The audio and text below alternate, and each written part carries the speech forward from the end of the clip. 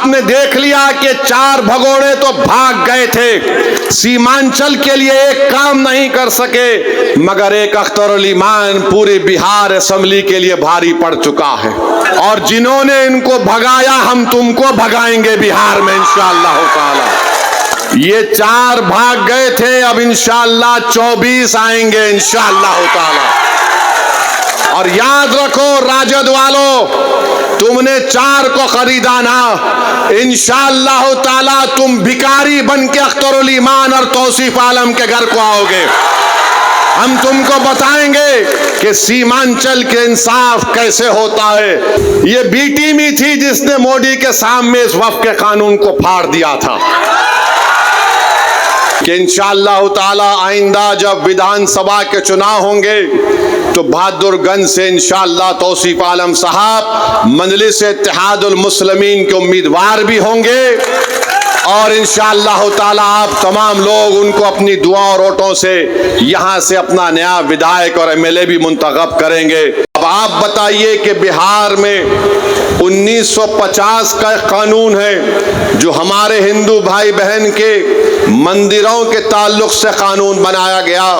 वो कानून ये कहता है कि जितने बिहार में हिंदू धर्म के मंदिरें होंगी या उसके एडमिनिस्ट्रेटिव बॉडी होगी, उसमें कोई गैर हिंदू को मेंबर नहीं बनाया जा सकता है। हम नीतीश कुमार से ये पूछना चाहते हैं, चिराग पासवान से पूछना चाहते हैं, जब आपके पास बिहार में कानून है कि आपके मंदिर के बॉडीज में कोई गैर हिंदू मेंबर नहीं बन सकता, तो कैसे बिहार के मुसलमानों के वक्फ बोर्ड में किसी गैर मुस्लिम को आप मेंबर बनाएंगे?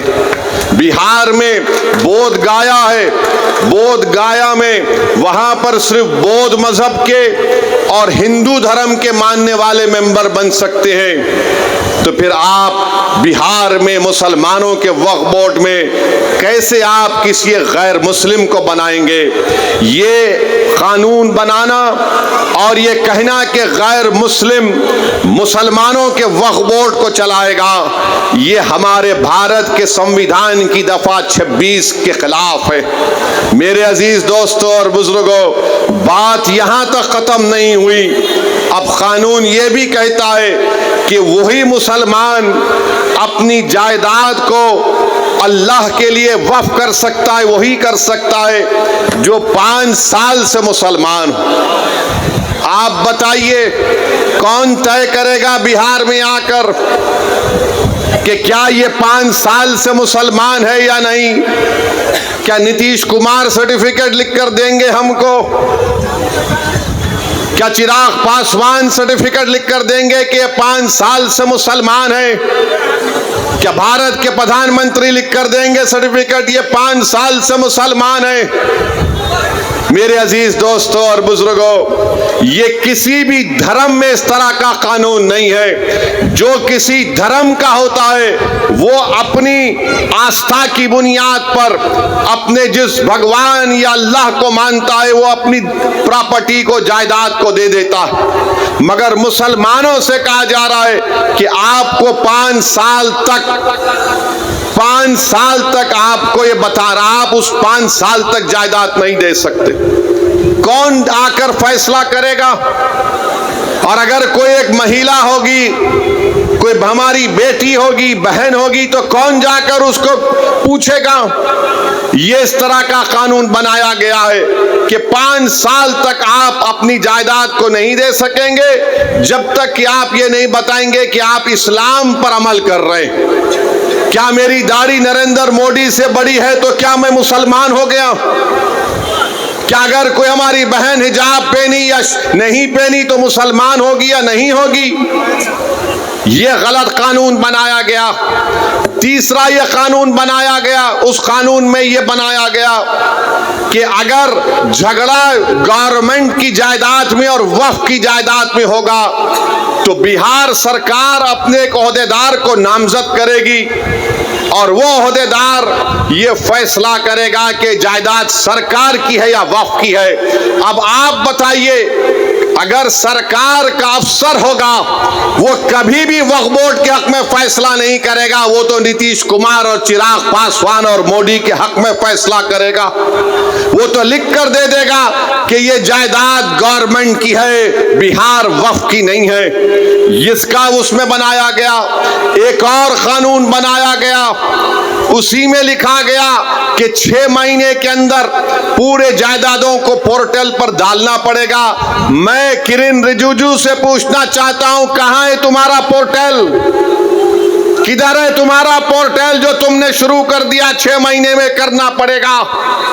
मेरे अजीज दोस्तों और बुजुर्गों, इस कानून में यह कहा गया कि अगर कोई मुसलमान अपनी जायदाद को वक्फ अल औलाद करना चाहता है, यानी मालिक अल्लाह रहेगा मगर उस जायदाद का फायदा वो कहेगा कि मेरी औलाद को मिलेगा, तो मोदी ने कानून बनाया अगर उस वक्फ करने वाले की जायदाद में वो वक्फ करने से पहले अगर उसकी बेटी होगी तो वो बेटी का हक मार कर नहीं दे सकता है।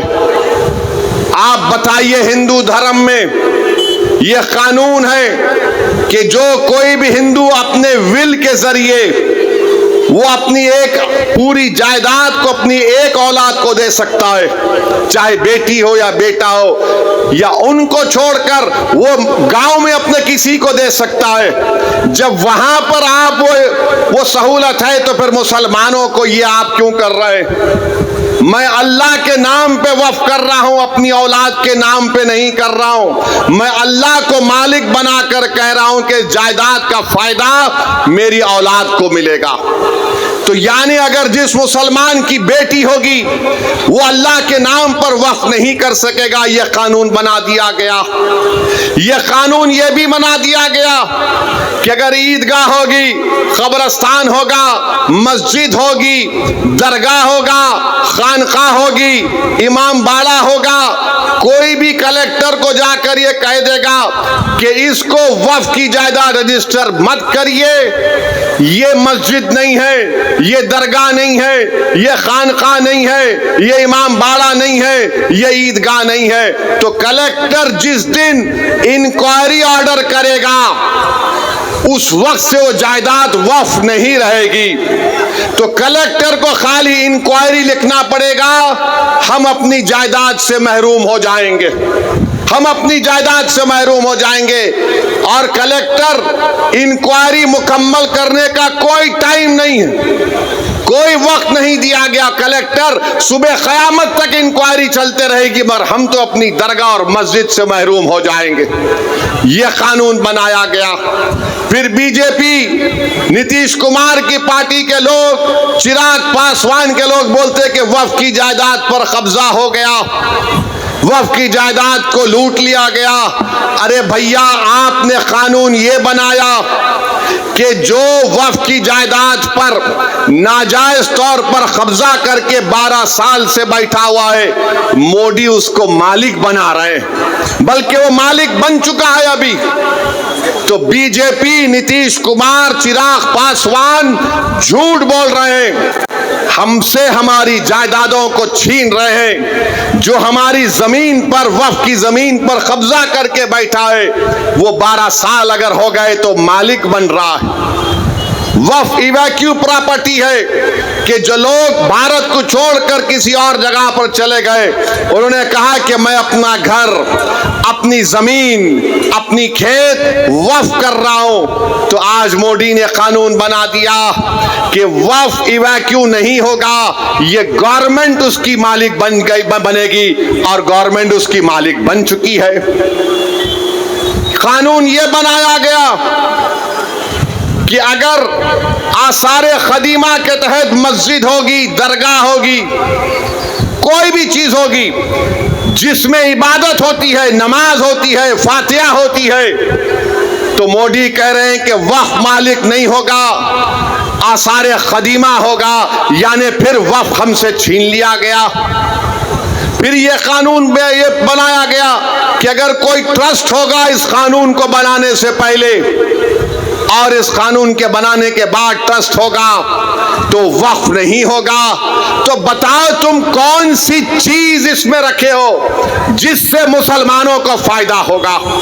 और आपको जानकर तकलीफ होगी कि मोदी ने कानून बनाया जिसकी तायीद चिराग पासवान ने और नीतीश कुमार और चंद्रबाबू नायडू ने की, कुशवाहा साहब ने की। क्या कानून बनाया, अगर कोई वक्फ की जायदाद को धोखे से बेचता है तो पहले उसको सजा थी 2 साल की, बेजमानत नहीं मिलती थी। आज मोदी ने कह दिया प्यारे तू लूट ले वक्फ की जमीन को और 6 महीने की सजा तुझको मिलेगी, 2 साल की नहीं मिलेगी और तुमको जमानत मिल जाएगी। मैं पूछना चाहता हूं नीतीश कुमार से, चिराग पासवान से, चंद्रबाबू नायडू से, कुशवाहा साहब से, कुमारस्वामी साहब से, जयंत चौधरी साहब से, अरे एक चीज तो बताओ जो इससे मुसलमानों को फायदा होगा।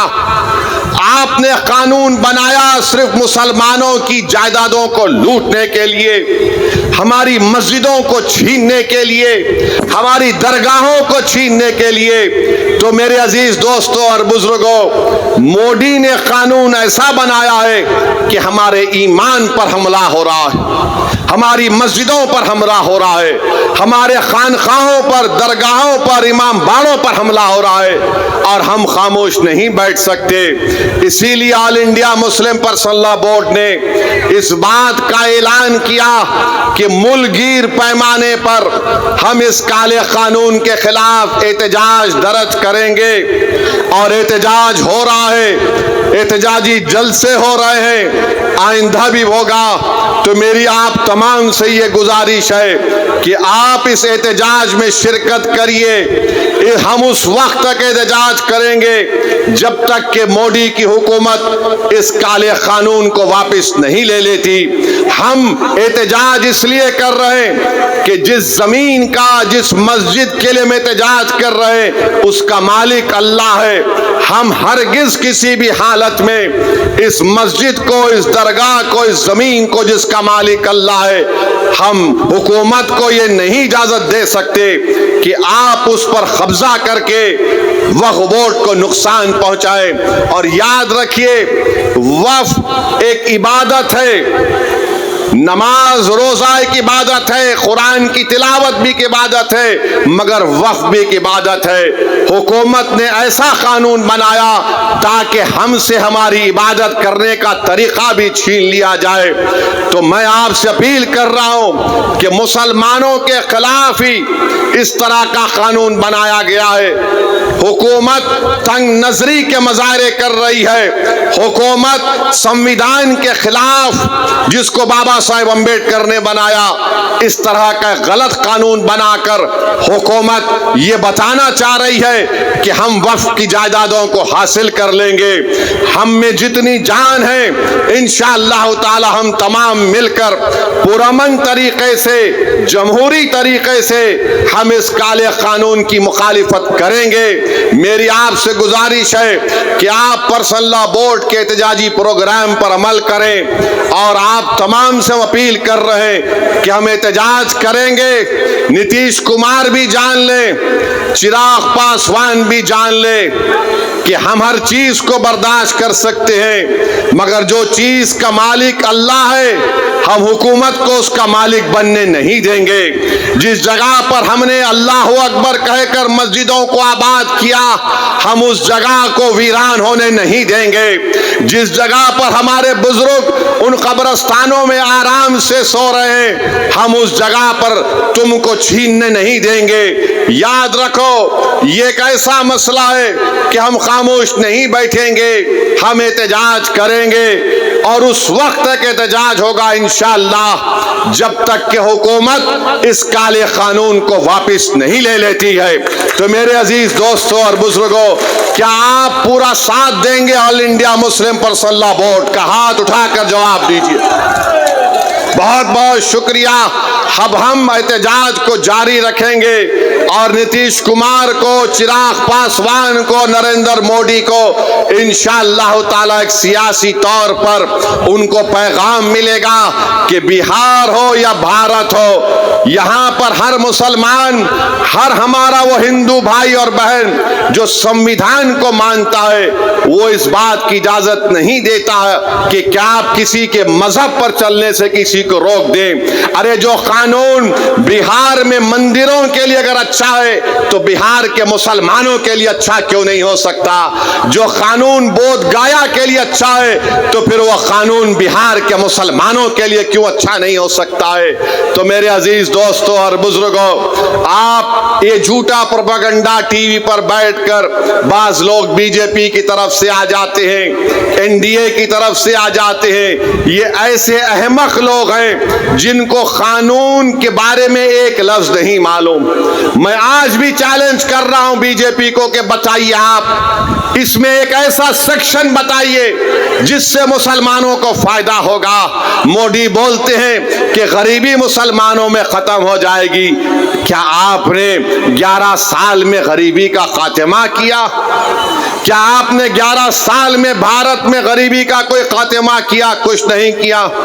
अरे ये हमारी जायदाद, और ये टीवी पर बैठकर लोग बोलते हैं आपको किस फायदा? इतना हुआ कि अगर हम यहां से निकलकर इस जलसे के बाद अपनी जोहर की नमाज अदा करने जाएंगे, जब हम उस जमीन पर सजदा करेंगे तो अल्लाह हमारे गुनाहों को माफ करता है।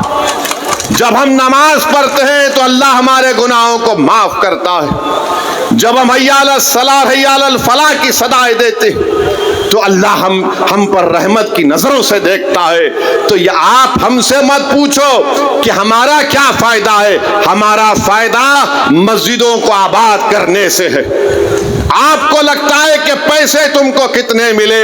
अरे अल्लाह के घर को जब हम आबाद करते हैं तो हम पैसों के लिए नहीं, दीन और दुनिया की कामयाबी के लिए अल्लाह के घर को आबाद करते हैं। अगर हम किसी के खानखा को जाते हैं तो पैसों के लिए नहीं जाते, अपने दिलों को और अपने नफ्स को साफ करने के लिए जाते। अगर हम ईदगाह को जाते हैं तो पैसों के लिए नहीं जाते, 30 दिन के रोजे रखने के बाद हम अल्लाह का शुक्र अदा करने के लिए, ईद की नमाज पढ़ने के लिए ईदगाह को जाते। अगर कोई हमारे शिया लोग अपने इमाम बाड़ों में मातम करते हैं तो अहले बैत के उस कुर्बानी को याद करके मातम करते हैं, उसमें पैसों के लिए नहीं, उनकी याद मनाने के लिए जाते। तो मेरे अजीज दोस्तों और बुजुर्गों, आप और हमको मिलकर मुत्तहिदा तौर पर इत्तेहाद को मजबूत करते हुए इस काले कानून की मुखालिफत में खड़े होना है। और मैंने इस उम्मीद पर भारत की पार्लियामेंट में इस कानून की कॉपी को फाड़ा, इसलिए फाड़ा क्योंकि गांधी ने उस वक्त के सफेद फार्म अफ्रीका में कानून बनाया गया था, तो गांधी ने भी उस कानून को फाड़ा था और उस कानून को जलाया था। ये कानून को हम नहीं मानते इंशाअल्लाह ताला। हम इस कानून को इसलिए नहीं मानते क्योंकि संविधान के खिलाफ है। जो कानून अगर बनाया जाएगा जो बाबा साहेब अम्बेडकर के संविधान और आइन के खिलाफ होगा तो वो कानून नहीं होगा, वो जुल्म होगा। जुल्म हम पर किया जा रहा है इस तरह का एक काला कानून बनाकर। और नीतीश कुमार, चिराग पासवान और जो सेक्युलर तो हैं मगर मुंह नहीं खोल रहे, हम तुम्हारी खामोशी को भी याद रखेंगे। जो सेक्युलर तो हैं मगर खुद नहीं कहते, अपने चमचों से बुलवाने लगाते हैं कि तुम बोलो, अगर हम बोलेंगे तो हमको उधर का वोट नहीं मिलेगा। तो हम उनसे कह रहे हैं ये उधर का वोट इधर का वोट नहीं है। तुमको अगर भारत से मोहब्बत है, भारत के संविधान से मोहब्बत है तो तुमको बोलना पड़ेगा। तुम्हारे चमचों के बोलने से कोई फर्क नहीं पड़ता। बोलो, खुलकर बोलो। ये कानून मुसलमानों की मस्जिदें और दरगाहें और खानखाएं छीनने के लिए बनाया गया। मेरे अजीज दोस्तों और बुजुर्गों, हम उम्मीद करते हैं कि इंशाअल्लाह ताला अल्लाह अपने फजलो करम से इस काले कानून को अल्लाह हुकूमत के जरिए वापस दिलवाएगा। और मेरे अजीज दोस्तों और बुजुर्गों, मैं आपसे ये भी कहना चाह रहा हूँ कि तौसीफ आलम साहब आज अल्हम्दुलिल्लाह मजलिस इत्तेहादुल मुस्लिमीन में शामिल हो चुके हैं। मैं आपको ये बताना चाह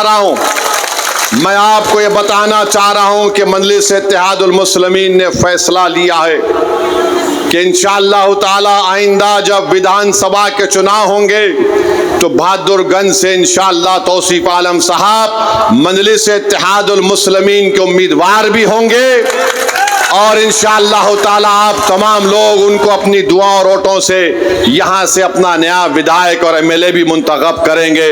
मुझे इस बात की पूरी उम्मीद है कि 4 भाग गए थे अपना ईमान बेचकर, ये 4 भाग गए थे, अब इंशाअल्लाह 24 आएंगे इंशाअल्लाह ताला। 4 भागे तो 24 आएंगे और जिन्होंने इनको भगाया हम तुमको भगाएंगे बिहार में इंशाअल्लाह ताला। महाराष्ट्र में शिवसेना के एमएलएस को तोड़ दिया शिंदे ने तो सबने कहा जमहूरियत का कत्ल हो गया। कर्नाटका में बीजेपी ने कांग्रेस की हुकूमत को तोड़ा तो सबने कहा जमहूरियत का कत्ल हो गया। मध्य प्रदेश में बीजेपी ने कांग्रेस के एमएलए को खरीद लिया तो सबने कहा ये जमहूरियत का कत्ल हो गया। तुमने सीमांचल की जनता के ख्वाबों को चुकनाचूर किया। हमारी लड़ाई सीमांचल की थी और हमेशा रहेगी इंशाअल्लाह ताला। तुमने असदुद्दीन ओवैसी अख्तर उल ईमान की पीठ कर खंजर नहीं घोपा।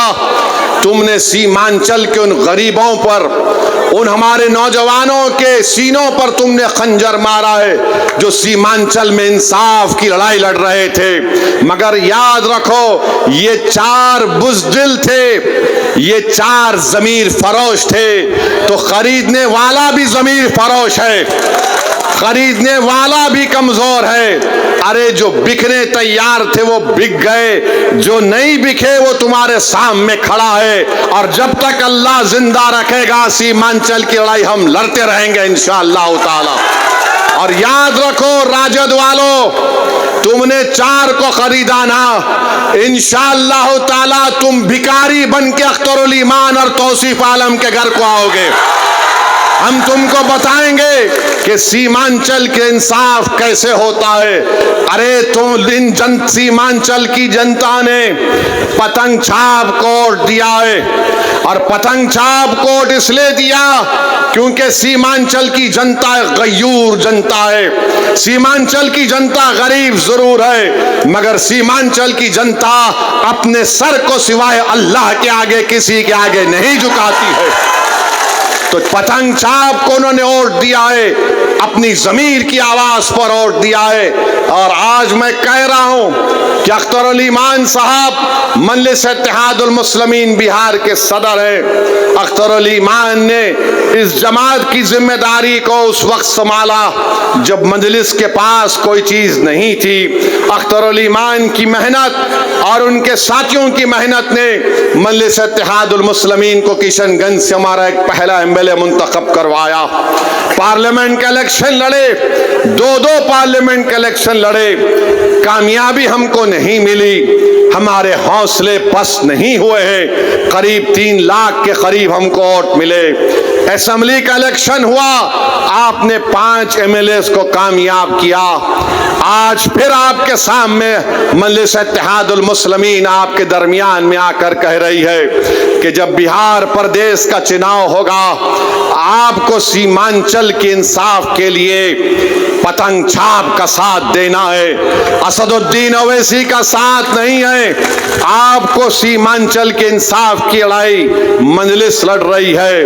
पतंग छाप ने जब से सीमांचल का नाम लिया तो जो कल तक राजद वाले सीमांचल का नाम लेने से पीछे हटते थे जो कल तक नीतीश कुमार की जबान पर सीमांचल का नाम नहीं आता था, मोदी इसको क्या कहते थे आप जानते इस इलाके को।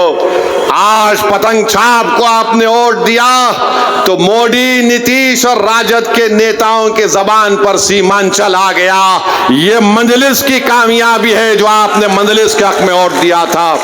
तो मेरे अजीज दोस्तों और बुजुर्गों, अख्तर उल ईमान की क़यादत में मजलिस सीमांचल से लेकर बिहार के कोने कोने तक जा रही है और मुझे यकीन है कि हमको कामयाबी मिलेगी। मैं उन तमाम से अपील कर रहा हूं जो आज बेजार हैं, तंग आ चुके हैं इस फिरका परस्ती को देखकर। मैं उन तमाम कायदीन से अपील कर रहा हूं जो किसी भी पार्टी में होंगे, मगर आज घुटन उनको महसूस होता है जब वो देखते हैं कि कैसे हमारी आंखों के सामने इस तरह के काले कानून को बना दिया गया।